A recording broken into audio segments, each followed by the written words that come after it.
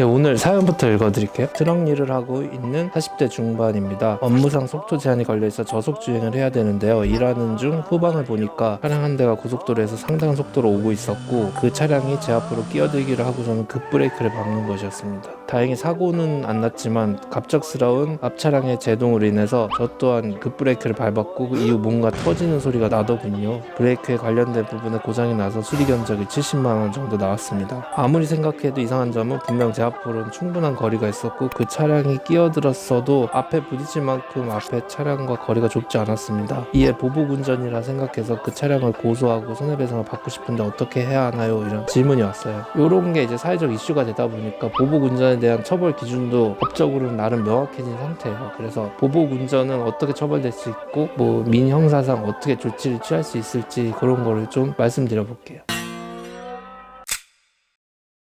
어떤 의도를 가지고 상대방한테 이제 뭐 위협을 가하고 어떻게 보면 사고를 유발하기 위해서 고의적으로 막 악의적인 의도를 갖고 운전을 난폭하게 하는 거를 보복운전이라고 하는데, 형법에 보면 무슨 폭행도 있지만 폭행, 상해 앞에 특수라는 글자가 붙을 때가 있어요. 이런 특수라는 거는 보통 여럿이서 하거나 흉기, 기타 위험한 물건을 가지고 뭔가 이 죄를 범했을 때는 특수라는 글자가 붙는데, 자동차는 위험한 물건에 해당한다, 이게 확립된 판례예요. 보복운전을 하는 사람들이 촥 막 끼어들고 막 나에게 겁을 주기 위해서 막 차로 막 들이밀고 막 이랬다 하면 그런 행위는 나한테 어떻게 보면 자동차 입장에서 해악을 고지하는 거기 때문에 특수 협박에 해당할 수 있어요. 차를 콱 받아서 내가 다쳤다 이러면 특수상해, 내 차가 부셔졌으니까 특수 손괴에 해당해요. 그래서 이 사안은 접촉은 없었지만 그런 행위 자체가 어떻게 보면 특수 협박 정도로 고소할 수 있는 사안일 수도 있고, 브레이크가 고장 났다고 하는데 이건 사실 그 사람의 행동으로 인해서 내가 급제동을 해서 망가진 거라고 인과관계가 있는지 없는지 불분명하지만 특수 손괴에 혹시나 해당할 수도 있으니까 고소는 해볼 수 있을 것 같아요.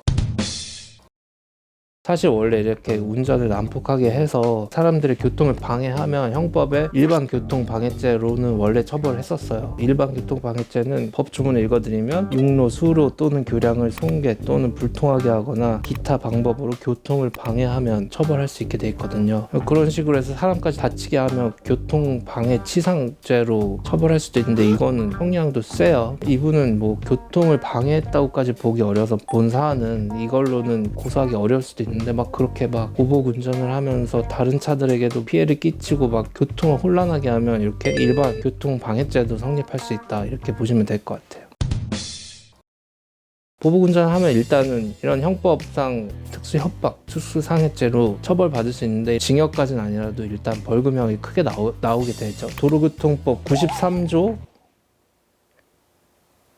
를 보면 운전면허를 받은 사람이 자동차 등을 이용해서 특수상해, 특수폭행, 특수협박, 특수손괴를 하면은 면허를 취소할 수 있게 돼 있어요. 벌금도 내고 면허도 취소되고. 하다 올리고 하다 터다. 자동차로 업을 하신다 하면 되게 큰 타격이 되죠. 보복운전 되게 심하게 하신 분들이 그 위자료가 생각보다 세게 나오신 걸로 알고 있어요. 이런 좀 경미한 위자료 청구 소송은 뭐 1인당 위자료가 뭐 50만 원이다 이런 말이 있는데 그거보다는 좀 세게 나오신 걸로 제가 알고 있거든요. 그 행위 하나로 인해서 재산적인 손해가 될 수 있으니까 보복운전 하시는 건 좀 주의하셔야겠죠. 정말 열받게 하는 경우가 있어요. 저도 그러면 이제 창문을 내리고 괜히 이렇게 한번 이렇게 쳐다보게 되는 일이 있는데, 너무 화나면 그 정도, 혹은 약간 언성까지는 어떻게 돼도 차로 막 이렇게 하는 거는 본인도 위험한 행위니까 절대 하시면 안 되고 아니죠. 자제를 해주셨으면 하는 바람이 있습니다.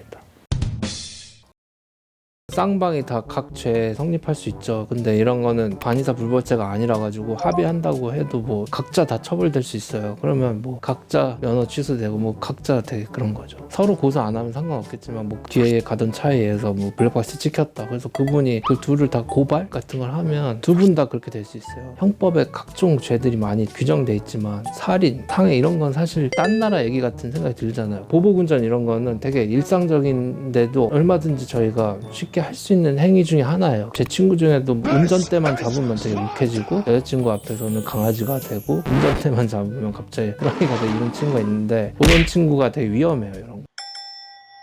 제가 가끔 이렇게 차에 타면 그런 행동을 하면 막 밉더라고요, 친구가. 그런 거를 꼭 자제해 주시면 좋겠습니다.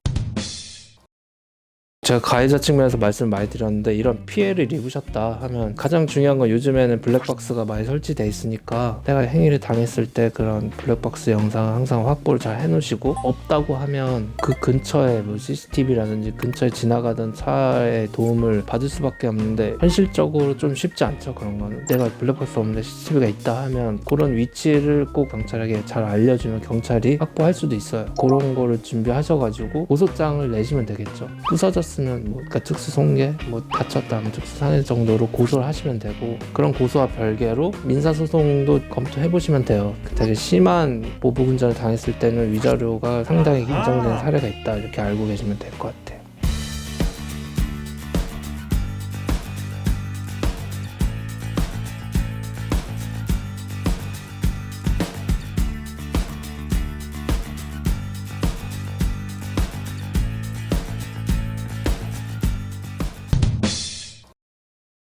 아는 변호사가 없거나 그 변호사가 무뚝뚝하면 저한테 연락 주세요.